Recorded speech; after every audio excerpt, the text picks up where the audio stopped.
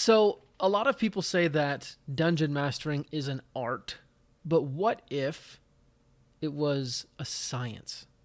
Well, today we're going to talk about how we think it might be. And today's episode is about the 4 pillars of dungeon mastering and also the secret 5th pillar, possibly, if we have time. But by the end of the episode, you'll know exactly how to improve your dungeon mastering because we're going to cut it up into 4 pieces and serve those to you on a silver platter so you know exactly what to do with them. Welcome back to How to Be a Better DM. This is the show for DMs who prep for 6 hours, then watch their players befriend the barkeeper for 3. I'm Justin Lewis, and this is my co-host, Tanner Wayland. How you doing, Tanner? I'm doing great. Just here, with our adoring fans and also my good friend. So Yeah. doing well. Awesome. Thank you. And Tanner's being a little facetious, so we are recording this live for an audience of 0. That sounded way more like passive aggressive than I meant it to. No, sorry. What we mean is we sometimes record on our live voice channel on Yeah. Discord. And anyone who's hanging around, like it's a newer Discord by, certain metrics. So we don't usually expect a lot. Nope. But we don't have anyone, and that's fine because we just bore our souls to each other during the warm up Patreon intro. So yeah, thank goodness. We probably would have done something shallow like talking about D&D. Yep. Instead, we talked about life struggles. Yeah. Yeah, like when someone's like, "How are you doing?" We actually like talked about how we were doing a little bit, which is I know. Crazy. Oh heavens. Oh, this was the deepest I ever. I never expected to get this deep. Rather. Neither did I, honestly. But I like it. But, It's good. Yeah, same. And you know what? Why not talk about something deep leading into something like fundamental, right? And that's a big part of what we're talking about today. I'm very excited. Yeah, me too. So the idea of today's episode is simply to kind of talk about these 4 pillars that we're gonna talk about, and just really, flesh out these ideas. And to give you an idea of where this came from, I was, let's see if I can remember. I think it sort of sprung. So I've been listening to a lot of Kane Calloway, who is all about content creation, specifically video content creation, which is funny because we don't really do much video, but we'll get there someday, maybe. And and I really like his stuff because it takes sort of these abstract ideas and puts them into kind of concrete, tactical, less ambiguous things. And I've maybe this is just a failing on my part, but I found that I generally struggle with ambiguousness. Ambiguity is the word. So generally whenever I do tasks or projects, one of the first things I have to do, otherwise I can't function, is I have to like reduce the ambiguity, whether I am setting like the guidelines or rules or whatever, or I'm asking someone else for those. So I was thinking about dungeon mastering and just like what are the components of being a DM. And I think part of me wanted to just really do this in an effort to make it so I could like get better in certain specific areas. And I came up with these 4, I call them pillars. I think it's more akin to like building a house, maybe. Yeah. Where like one of these is like a different type of room, and every house is different. So you'll have different types of room or different numbers of rooms. So like you'll have bedrooms and bathrooms and living rooms and other utility rooms.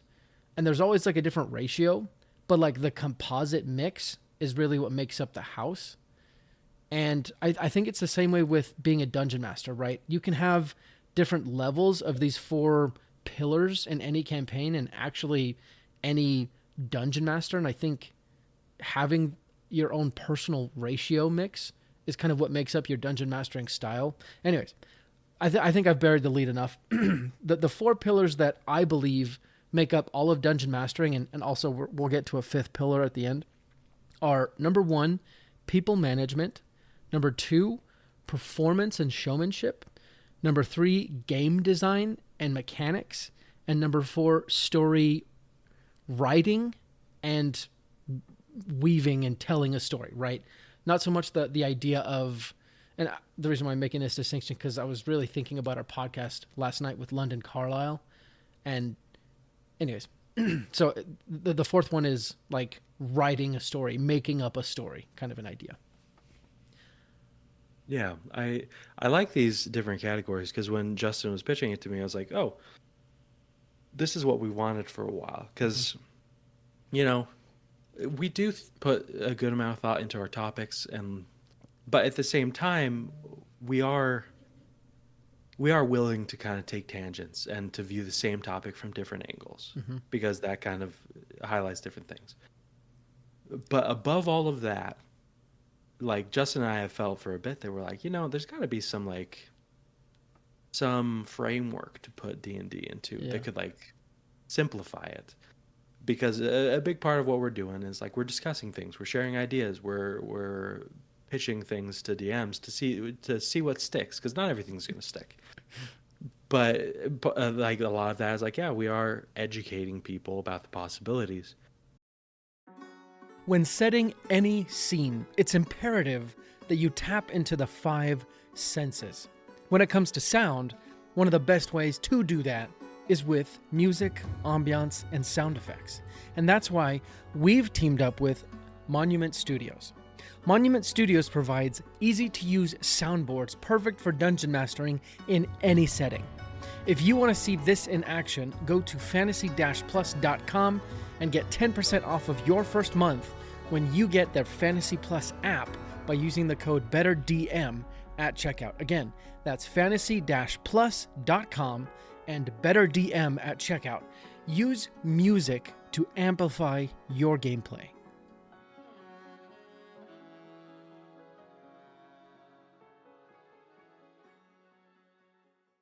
And exploring those possibilities. But it's hard to do that without feeling kind of lost. Unless you do have like this idea of like, oh, there's different parts of DMing. Because otherwise it feels like, oh, you can always get better and there's so much you could be doing. It's like, no, there are 4 different things that you could be doing, and there's skills within that. But like, and it's funny because when Justin pitched these specific ones to me, I thought he nailed it like first go. I tried thinking about it from different ways. And I was like, oh, what about adaptability? And he's like, actually, that's kind of a skill within multiple of these, Yeah. And I was like, you got me there. And it just made me realize, I was like, yeah, it really does come down to like people management, performance and showmanship, game design, and storytelling. Each of those is important, but each of those is kind of a different skill. And I like it personally, like this framework, because for me as a DM, I have a hard time recognizing my weaknesses, and I also have a hard time recognizing my strengths. No, reverse that. It's easy for me to recognize my weaknesses. It's hard to recognize my strengths. So for me, I've always had an easier time looking at my weaknesses, but like it gets easy to overthink that. And to also not focus on your strengths. But by having these 4 pillars, you can look at your DMing and be like, okay, when I look at these, which one am I like, yeah, feeling good? And which one makes you think, oh man, yeah, I could really work on this, Yeah, absolutely. I do want to take a second to say, hey, Juka, thanks for hopping in. Pleasure to have you listening. To catch you up, we are talking about the 4 pillars of dungeon mastering, namely 1, people management, 2, showmanship and performance, 3, game design, and 4, storytelling. As I've thought more about this framework, I thought of some of the things that I want to do with it. And one of those being, I thought it would be cool maybe later on if we could create some sort of like self-assessment that people can do of like within people management. Here are sort of the sub skills that you need to do in terms of setting expectations, getting people scheduled, getting buy-in from people, dealing with those hard conversations, really trying to get it very granular. And people can sort of, my thought is we could create some sort of tool, kind of like the Dungeon Master level up guide, where they could self-assess and be like, okay, yeah, I don't feel comfortable doing this, and maybe Yeah. this is more important for me or something. And obviously that list would constantly be growing, because I don't think we could ever get all of the tactics for performance right, or mechanics and game design or whatever. But and then I think Yeah. go ahead. Yeah. No, yeah, I agree. Because I think the whole idea of having the four areas, categories, pillars, Mm-hmm. is simplifying the preps process, Yeah. right? Because I mean, if you think about a session or a campaign, like when you're creating a D&D character, it's hard to put, it's hard to get a +4 modifier on all of your, ability scores, Mm-hmm. right? Mm-hmm. Just because that takes a lot of time. Obviously, there's some big, well-known podcasts that do that. Yeah, I mean, the ones, the Critical Roles, the Dimension 20s, where it's like, yeah, they have a whole production team. We don't, and neither do you. And so it's like, okay, maybe you can't count on, like, if those four pillars are like ability scores that you need to put points into, just make sure that none of them are too weak. And then the ones that you're like, hey, for this session, I really want it's the boss is coming up, so I really want the game design and the performance and showmanship to like shine, right? I want the storytelling to be good, and same for people management, but like I want those two to shine. Kind of realizing that that's the goal, and that like, hey, for this part of the story, these need to take center stage. That simplifies it already, because then you aren't like, one, just staying and doing the same thing you always do, but two, you're also not overthinking it and being like, oh, I should probably do so much. Well, it's like, no, bite off as much as you can chew, but know where you need to put that effort. Yeah, absolutely. I also think when you cut up DMing into these four sectors, you are able to, like you mentioned, read the ebb and flow, not just from campaign to campaign, but session to session, even like minute to minute in the session. With my personal group, I've noticed that sometimes there are days where everyone's a little bit more chatty, the tangents are longer and more comical, and I feel like in those moments, right, that session, what people need, they've come to play D&D to hang out with friends, not for a story, right? But then other Yeah. moments, they're on the edge of their chairs or whatever, they want the story. And I think you can, going back to people management, you can let what the people need dictate to you, but also you can, like a soundboard, raise certain things and lower certain things. I've also found that this is particularly helpful when I'm stuck, because usually when I'm stuck, it means I need to like raise the levels of one of these areas. And often when I'm stuck, it's usually like combat, right? It's like, oh, we're having a combat, I guess. Well, if the combat's not fun, then you should add something in terms of one of these pillars, right? There's not enough Yeah. story in the combat, or there's not enough cool mechanics, or you're not performing or giving some sort of, you know what I mean? So Yeah. Yeah. I found it very helpful for me personally. Absolutely. And I think that, while these bigger pillars are helpful for just like realizing the component parts, Mm-hmm. um, like you said, there are breakdowns for that, and those help you know, like, hey, what specifically is helpful, like like with performance, like having written out like setting descriptions, and then even like practicing that a little bit, that's a key part of performance. Same for, I mean, obviously Monument Studios is a sponsor of ours, but like I found that has upped my performance game immensely. Yeah. you know Yeah. and for same for like game design with Worldsmith and stuff. You don't have to do everything alone, but if you find that there's a specific part that's weak, you can go looking for help with that, right? Yeah. um But I was curious, Justin. So when you were looking at the four pillars, which one do you think you struggle with the most? Do you want to earn some money, some coin, some cash? We're offering a referral incentive for our professional dungeon mastering services. Here's how it works. Step 1, refer someone to sessionzerostudios.com/prodm. Step 2, they sign up for a free consultation. Step 3, they mention they were referred by you. Step 4, we DM an unforgettable session for them. Step 5, they get 10% off their booking. Step 6, you get 10% of what they paid right into your coin purse. Step 7, we celebrate with a high five. We run games for private groups and corporate teams, whether it's a one-shot or a long-term campaign. If you want to earn some extra gold and help someone level up their game night, send them to sessionzerostudios.com/prodm so you can start earning money today. Honestly, I think generally I struggle.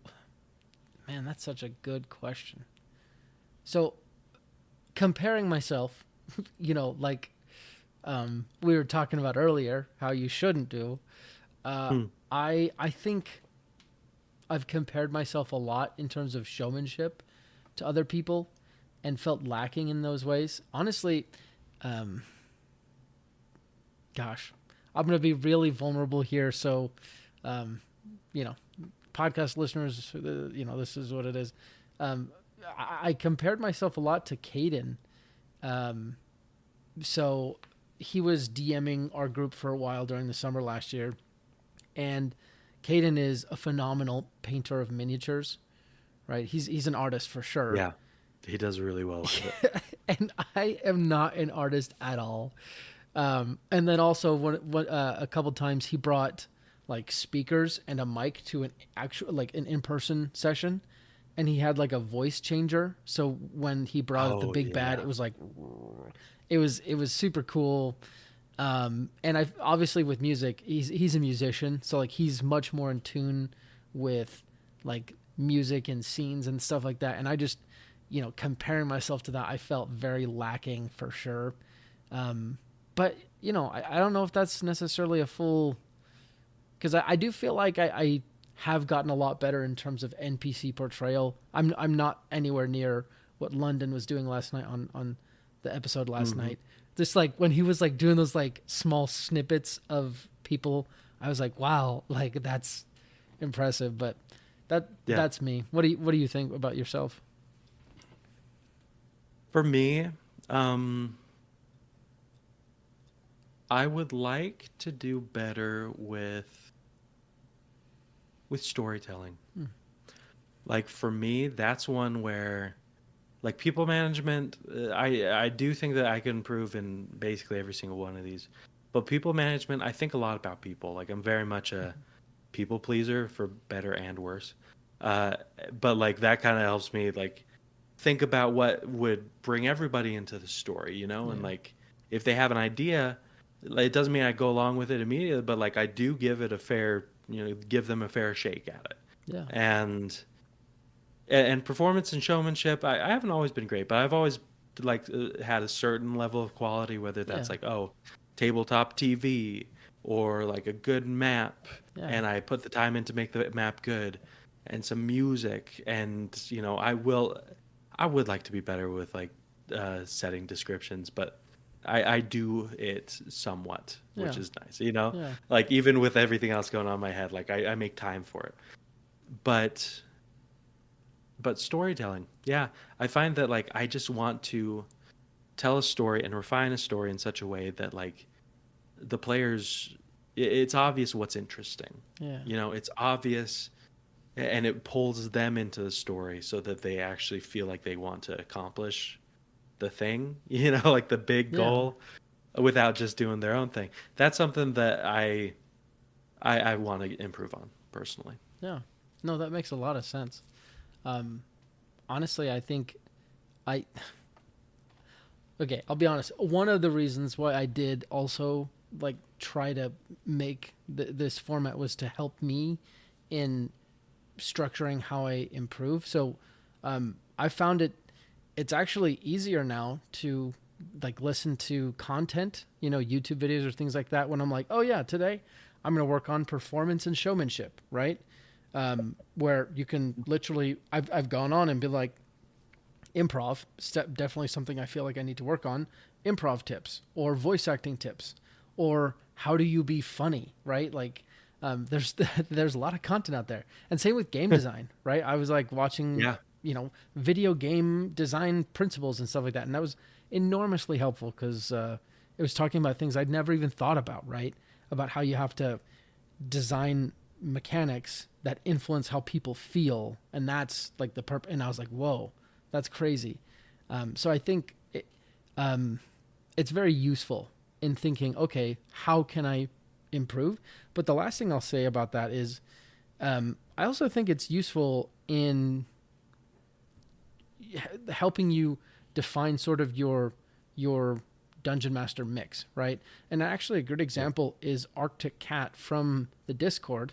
I think it's Arctic Cat. It might be, actually, it might be Relic, the Brass Dragon, Captain Brelic. When they first came on the Discord, they were talking about how they don't like heavy tactical combat, right? And they like to do role-playing specific games.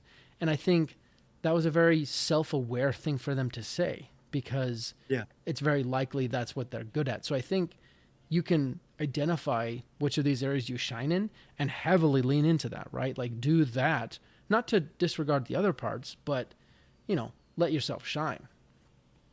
Yeah, exactly. Because I find that that's something I'm learning more and more in life. Is like, you you want to polish up those things that you're bad at or that you feel you're lacking. Because I think sometimes we're too hard on ourselves too. But for the things that you're like, hey, while it's good to spend time on that, and my therapist even was like, it's easy to think about, like our brains have a lot more work put into focusing on our weaknesses and how we can improve, and less so on focusing on our strengths. But I think that the people who really find a lot of enjoyment in D&D and everything else in life, they learn how to be like, hey, let's objectively, like, what are my strengths? You obviously have good taste. I mean, you listen to How to Be a Better DM, after all. We thank you so much for your support. And if you've ever gotten anything useful from How to Be a Better DM, take a minute and rate us and review us on your podcast listening app of choice. It goes a very long way to helping our show help many more dungeon masters out there who are just like you. If you love our content, help others become better dungeon masters too. And how can I improve those? And how can I spend more time focusing on those? And then, spend some time polishing up my skills, but not like letting the things that I'm weak at dictate the game or what I do, Yeah, absolutely. I heard that the caddy for Tiger Woods, when he was like most successful, would routinely like build Tiger Woods up when he was kind of feeling nervous or trepidatious or like less than, and then he would specifically like kind of pull him down when he was feeling overconfident or whatever, which I find is very interesting. And just like what you said, when we're always focusing on our negatives, a little bit of the opposite is probably goes a long way. Exactly. We did mention a secret fifth pillar, right? Which I don't have a good name for. Maybe Tanner might come up with something better, but I can't think of anything. But I just think of it as like the meta skills, right? And these are all the skills that the dungeon master has to develop any of the other skills. So if you think of the four pillars of dungeon mastering as like parts of a pie, the meta skills are like the pie tin that it all sits in, right? You got to have these, otherwise you're not going to get anywhere. Does that make sense? Oh, Am I? it does. And Is that a bad analogy? Since I'm looking at our Google Doc, Yeah. with the meta skills in it, it's a lot of things like patience, perseverance, self-confidence, Yeah. like a willingness to practice. humility to know when you're wrong, Yeah.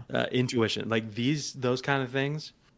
They're hard to fit in the other categories because it's like these are more like intangible, Yeah. more um, like I'd probably describe this fifth-ish pillar, the pie tin, The if you pie will. tin. I love Like it. you mentioned, I like to think of it as like um, personal strengths, Yeah. where it's like, hey, at the core of it, and if you've ever seen those like D&D horror stories, like where it's like, oh, the DM or a player or someone like just Mm-hmm. goes off the rails, or they're highly inappropriate, or they just make it a miserable game. Yeah. It's oftentimes because of these. It's not because they were bad at, or they messed up like a rule for like Mm-mm. combat, or because like, oh, because they didn't use music, I had a horrible game. No, that's never it. Nope. It's that fifth kind of underlying like thing, whole foundation skill. Yeah. Juka just said the foundation skills, Absolutely. and that's probably the best way to think of it, because it's like, yeah, Yeah. foundational to everything else, all the bells and whistles and like things you can make happen and that you can get practice with. Fundamental is you, because you're the DM. Mm-hmm. And if you don't have those kind of foundational qualities that you can develop, but it's more personal work. Yep.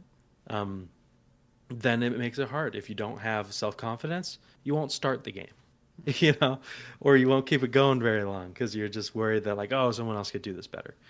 If you don't have humility, then players will give you feedback, or you'll like see that they're not having a good time and you'll blame them for not having a good time instead of looking at how you could improve. They're the problem, Tanner. They're always the problem. Honestly, that's probably true for the most part. Oh gosh. I'm And just like joking. I'm just joking. I know you're joking, but like and if you don't have patience with your players, then you'll get mad. Then you'll stop the game and like not pick it up again because you're like, God, they're not doing what I want. And it's these foundational like these qualities, these skills that really, it's not something that we'll spend a lot of time talking about because it is something very personal, but we will spend some time occasionally talking about it. Because the other stuff, we can get very actionable things, but Yeah. it's a little bit more fluffy for us to be like 3 tips to get your self-confidence up. Like Yeah. it's like, yeah, it kind of differs person to person, but we can give suggestions, but we'd probably rather give suggestions on like, hey, here's some fun combat mechanics that can change things up, Yeah, absolutely. I mean, I love the meta skills for sure, because I think these are the most transferable things from being a dungeon master, right? And obviously to being a dungeon master, because you're not going to just learn this stuff by only doing this, but they definitely do teach you, composure in the face of difficulty, or even having a poker face. Well, I guess that's more performance, but you get the idea. I think these are very important to learn, and I love what you said about how the horror stories come from people not having these, right? And I think generally it's an awareness of other people as human beings, empathy, right? Like, yeah. Yeah, because it's like, as much as you might think, oh, that's people management, though. It's like, well, kind of. Like, it's a part of it. It is a key part of it. But if you don't treat people well, it's kind of hard to have people management skills at all. Yep. Like, that's how you lose D&D, right? Yeah, if you don't realize that, like, your NPC overly flirting with a very obviously uncomfortable player is, like, an issue, then it's like, buddy, I don't know what to do for you. Yeah. Like, if you can't pick up those signals, right? Yeah. I love it. Well, hopefully this has helped you. And like we said, we want to do more with this. So we're going to try and structure our podcast episodes, our months kind of coming in the future based on these. And it's going to take us some time. Obviously, we're not perfect. We're going to adjust and really dial into trying to help you fix or overcome any issues or problems you guys are having with D&D and being a dungeon master. But at the end of the day, using these, the idea is to, one, help you identify your strengths revel in them and maximize them. And 2, find any weaknesses and shore them up. And then 3, find resources that can help you do both. And obviously, in this podcast, we hope to be one of those resources, and we are very grateful for you listening to us and sticking through. We just want to say thanks for everything.